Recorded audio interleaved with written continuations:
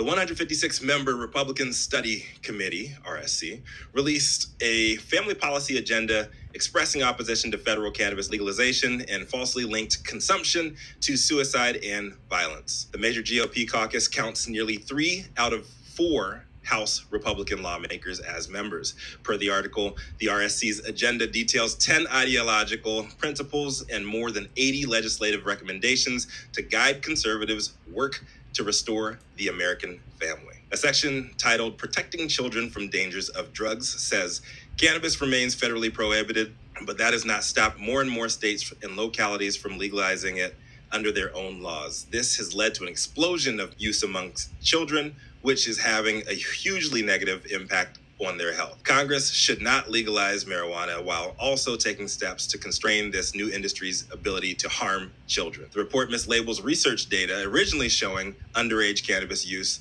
declining or remaining stable following implementation of legalization before the harmful rhetoric continues. At the very least, Congress should direct the CDC to gather data and conduct studies on the health impacts of THC use during childhood and early adolescence, with a special focus on deaths by suicide and those involved in violent crimes, to provide Congress and the public with further information about these dangers. The agenda also calls for the passage of a bill to increase criminal penalties for manufacturing or selling Schedule I drugs like cannabis in the form of candy or beverages.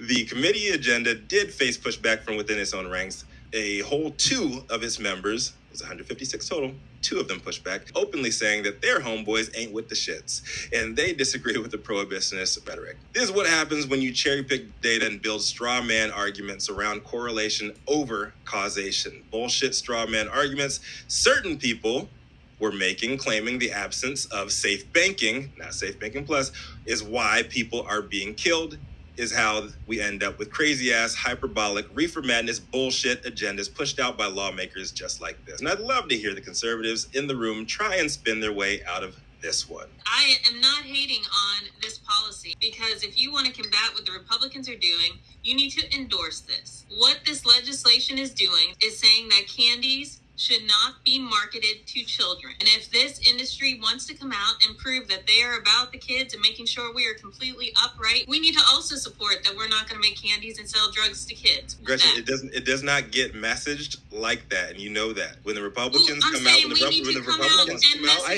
come out with their messaging, they're going to be filling up your Halloween candy bags full of marijuanas. That's never happened. More people are worried about fentanyl now for Halloween. I'm not that worried about cannabis this year. We shall see. You said that last year, we said that the year before, and what happened? There's the Republicans and the cops. Little rainbow they're the only ones. We'll be fine. All those razor blades that we've gotten in our candy over the years. Fucking scaremongering bullshit.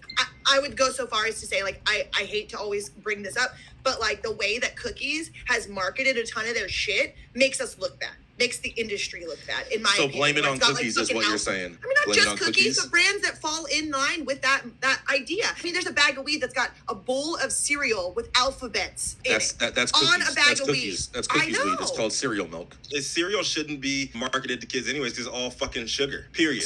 Hold on, first of all, cereal is not just for kids. Here's what the actual legislation that they're pushing says. Knowing or having reasonable cause to believe that the controlled substance will be distributed, dispensed, or sold to a person under 18 years of age. Like, nobody knows that. No, yes, they do. If you're selling shit in a dispensary, it's not going to a person under 18 years of age. I think the way that it is worded is for them to be able to speak to their base and say, oh, we're protecting the kids. Meanwhile, no one's really going to fucking get in trouble for this. This is not what it's about. It's a way for Republicans to look good a couple weeks out from an election. The Senate version of this bill, it was introduced back in 2017 and went nowhere. This is all smoke and mirrors. It ain't going to do anything.